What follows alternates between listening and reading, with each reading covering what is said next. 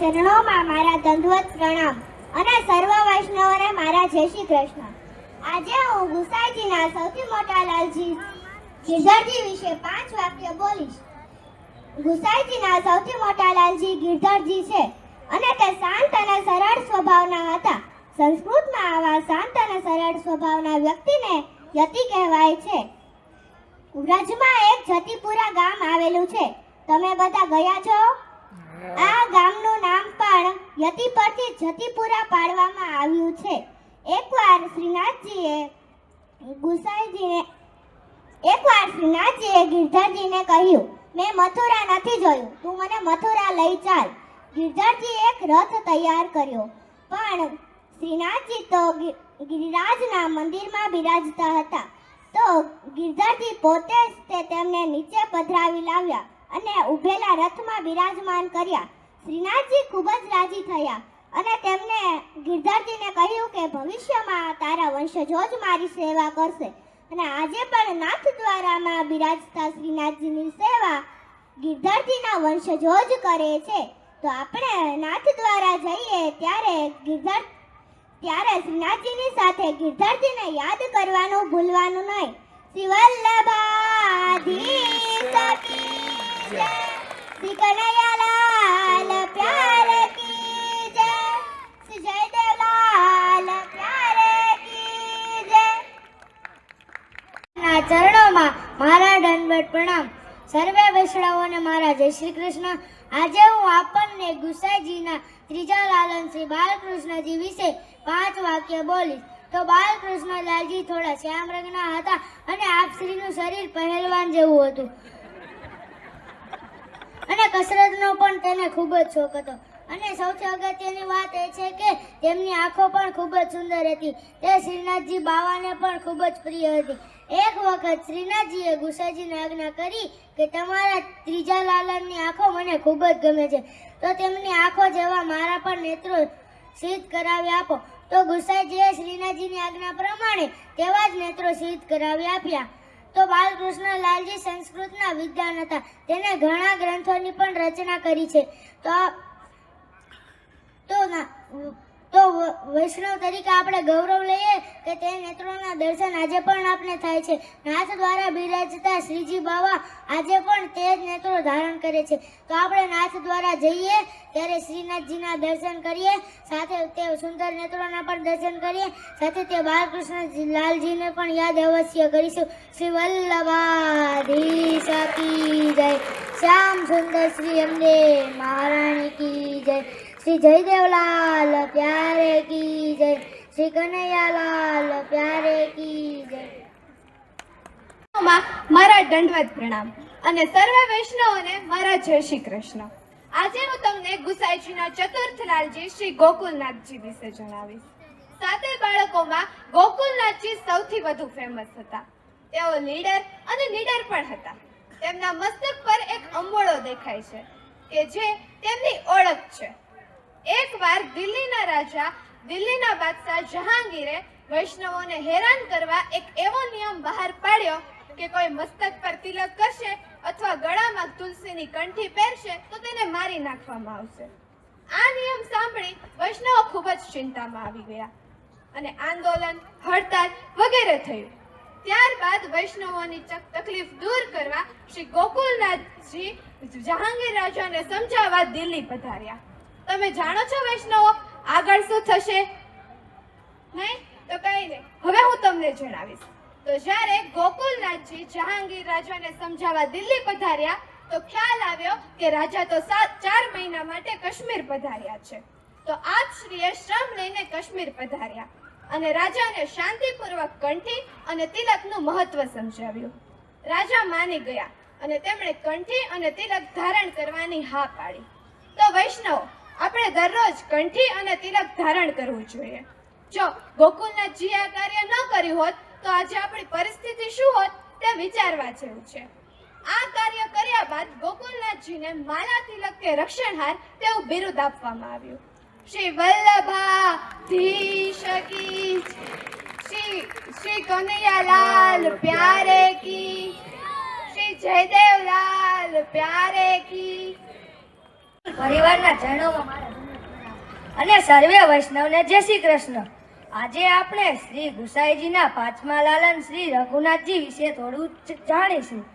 જો રઘુનાથજીને ગ્રંથો લખવાનો ખૂબ જ શોખ હતો. તેમણે તેમના પિતાશ્રી ગુસાઈજી પ્રત્યે ખૂબ પ્રીતિ હતી. તેમને તેમના પિતાશ્રી માટે નામ રત્નાખ્ય સ્ત્રોત લખ્યો, જેમાં ગુસાઈજીનો 108 નામોનો સમાવેશ થાય છે. રઘુનાથજીનો એક નિયમ હતો કે તે દરરોજ સવારે ઉઠીને તેમના પિતા શ્રી ગુસાઈજીના દર્શન કરતા, પછી જ આંખો ખોલતા અને બીજા કામો પછી જ કરતા. એક દિવસ રઘુનાથજી આંખો બંધ કરીને જતા હતા અને સ્તંભ સાથે અથડાઈ ગયા. ત્યારે ગુસાઈજીએ આજ્ઞા કરી કે આ ક્રમ બંધ કરશો અને રઘુનાથજીના રૂમમાં પોતાનું ચિત્રજી પધરાવી આપ્યું અને કહ્યું, હવે રોજ સવારે મારી પાસે આવશો નહીં અને આ ચિત્રજીના દર્શન કરશો. તો હાલમાં પણ આ ચિત્રજી કામવનમાં બિરાજે છે. તો વૈષ્ણવો, જ્યારે તમે કામવન જાઓ ત્યારે આ ચિત્રજીની ઝાંખી જરૂર કરજો. એક વખત શ્રી રામના ભક્ત શ્રી તુલસીદાસ વ્રજમાં આવ્યા અને ત્યારે કહ્યું કે હું તો રામનો ભક્ત છું, હું તમને નમન કરું નહીં. ત્યારે ગુસાઈજીએ રઘુનાથજી અને જાનકી વહુને બોલાવીને તુલસીદાસને રામ અને સીતાના દર્શન કરાવ્યા. તો રઘુનાથજી આવા સામર્થ્યશાળી અને પ્રતાપી આચાર્ય હતા. તો વૈષ્ણવો, તમને ખ્યાલ જ હશે કે પંચમગઢના રઘુનાથજીની 16મી પેઢીએ આપણા હાલના શ્રી અનિરુદ્ધ બાવા અને કનૈયા બાવા આપણી સમક્ષ હાલ બિરાજે છે. તો તેમના ચરણોમાં મારા કોટી કોટી વંદન પ્રણામ. વલ્લભાધીશ કી જય. ચરણોમાં મારા દંડવત પ્રણામ. સર્વ વૈષ્ણવોને મારા જય શ્રી કૃષ્ણ. આજે હું ગુસાઈજીના 7મા અને સૌથી નાના લાલજી વિશે થોડુંક જણાવીશ. ઘનશ્યામજી સૌથી નાના હોવાના કારણે સૌના લાડકા હતા. તેમણે સેવા, સંસ્કૃત અને પોષણ ગ્રંથો તેમના મોટા ભાઈઓ પાસેથી શીખ્યા હતા. જ્યારે ઘનશ્યામજી 13 વર્ષના હતા ત્યારે ગુસાઈજી આપશ્રીના માથે મદન મોહનજી ઠાકોરજી પધરાવી આપ્યા. ઘનશ્યામજી ખૂબ જ ખુશ થઈ ગયા અને ખૂબ જ પ્રેમપૂર્વક આપશ્રીની સેવા કરવા લાગ્યા. તેઓ ઠાકોરજીને પોતાનું સર્વસ્વ માનતા હતા. એવામાં એક દિવસ એવી ઘટના ઘટી કે ઠાકોરજીને કોઈએ ચોરી લીધા. આ સમાચાર સાંભળતા જ ઘનશ્યામજી ખૂબ જ દુઃખી થયા અને ખૂબ જ રડવા લાગ્યા અને તેમણે પોતાનું અન્ન અને જળનો પણ ત્યાગ કર્યો અને કહેવા લાગ્યા, મને મારા ઠાકોરજી લાવી આપો તો જ હું અન્ન અને જળ આરોગું. આમ થતાં 2 મહિનાનો સમય વીતી ગયો, પરંતુ ઠાકોરજી ક્યાં બિરાજે છે તેનો કોઈ પણ ખ્યાલ ન આવ્યો.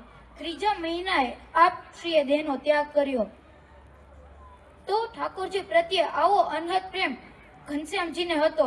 તો વૈષ્ણવો, આ પ્રસંગ ઉપરથી આપણે એ શીખવા મળે છે કે આપણે ઘનશ્યામજી જેટલો તો આપણે ઠાકોરજીને પ્રેમ ન કરી શકીએ, પણ આપણાથી બને તેટલો આપણે ઠાકોરજીને પ્રેમ કરીએ, દરરોજ સેવા કરવાનો નિયમ રાખીએ, દરરોજ હવેલીએ જઈએ અને હવેલીએ જઈને નાની મોટી સેવા કરીએ. એ આપણો ફરજ છે. શ્રી વલ્લભાધીશ કી જય.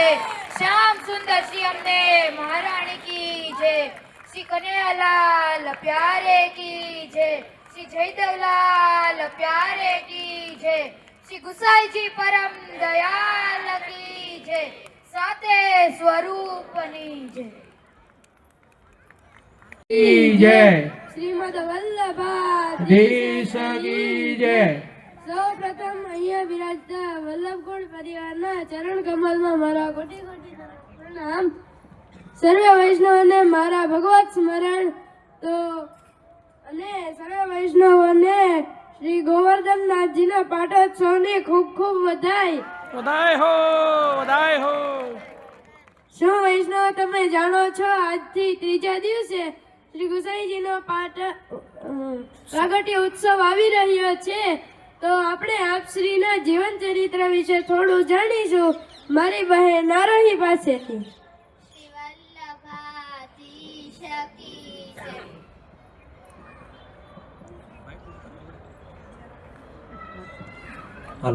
શ્રી વલ્લભાધીશ કી જય. જેના ચરણોમાં મારા કોટી કોટી દંડવત પ્રણામ. બધા વહાલા વૈષ્ણવોને મારા ભગવત સ્મરણ. તો આજે હું તમને શ્રી ગુસાઈજીના જીવન ચરિત્ર વિશે થોડું કહીશ. તો શ્રી ગુસાઈજીનો જન્મ સંવત 1572ના માઘ સંવત 9ના દિવસે ચરણાટ ગામમાં થયો હતો. શ્રી ઠાકોરજી શ્રી વલ્લભના ઘરે બાલક સ્વરૂપે પધાર્યા. શ્રી ગુસાઈજીને બાળપણથી જ તે ચિત્રકલા, ઘોડેસવારી અને વીણાવાદનનો ખૂબ જ શોખ હતો. શ્રી ગુસાઈજીએ 10 વર્ષની વયે સંપૂર્ણ વિદ્યા અભ્યાસ પ્રાપ્ત કરી લીધો હતો. પુષ્ટિ માર્ગનું પ્રાગટ્ય તો શ્રી વલ્લભે કર્યું છે, પણ તેમાં રાગ, ભોગ અને શૃંગારના ક્રમનો વિસ્તાર તો શ્રી ગુસાઈજીએ કર્યો છે. શું વૈષ્ણવો તમે જાણો છો? આજથી 500 વર્ષ પહેલા શ્રી ઠાકોરજીએ શ્રી ગુસાઈજીનો ઉત્સવ જલેબી ઉત્સવ તરીકે ઉજવ્યો હતો.